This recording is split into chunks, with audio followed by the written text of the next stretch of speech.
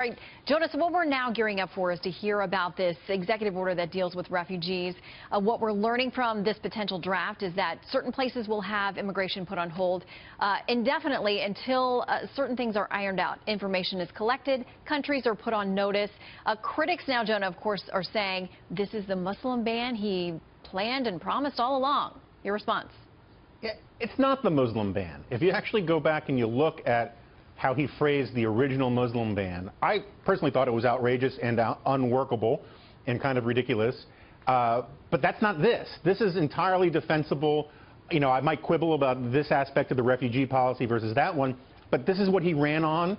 This is when he revised and he listened to his advisors who said, you know, a blanket Muslim ban will not work, can't work, has real constitutional problems. But targeting certain countries that tend to export terrorists, that is entirely within the power of the President of the United States. That's what he said he was going to do for the last half of the campaign, not a Muslim ban. And the attempt by critics to say it's a Muslim ban, I think, is a disservice both to the facts and to the actual policy. A lot of this is just for like 120 days while they get the vetting procedures in order and all the rest. The Syrian part of it is more indefinitely, and we'll see how that plays out over time. But presidents have the power and the obligation to vet the people who come into this country. Yeah, and the countries in question that we're talking about are Iran, Iraq, Libya, Somalia, Sudan, Syria, and Yemen. Clearly, they have been exporters of terror. There is no question about that. And so this president promised he would want to take a look at their policies, getting them under control. And also, my understanding is that part of this will demand that governments, foreign governments, provide certain information to the U.S. about people who want to travel here. And if they can't do that, they're going to be banned from travel altogether. That sounds reasonable to most people out there, regardless of party. I mean, some of these things are things we've heard about from Democratic administrations in the past, and they've been applauded in a bipartisan way. So why not so much under this president?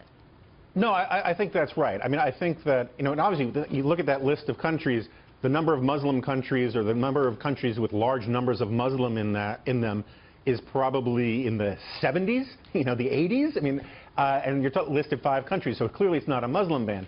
That said, I do have some sympathy for the human rights crowd, the humanitarian crowd that says, look, if you're a refugee from a war-torn country where the state has either failed or is trying to kill you, it may be difficult to get information from, you know, the central government. Mm-hmm.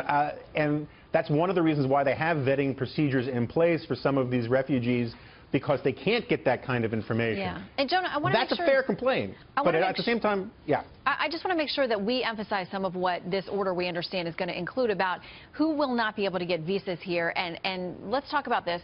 Anybody who would place violent religious edicts over American law, engage in acts of bigotry or hatred, including honor killings, violence against women, and persecution on the basis of religion, race, gender, and sexual orientation. I would think the left would be happy about all of that.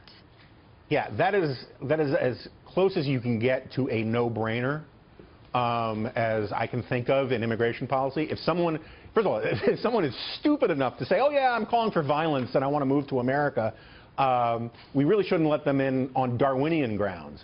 But beyond that, this seems like the kind of thing that you could build a consensus around, but we are not, you may have noticed, in a big consensus moment in American politics. No.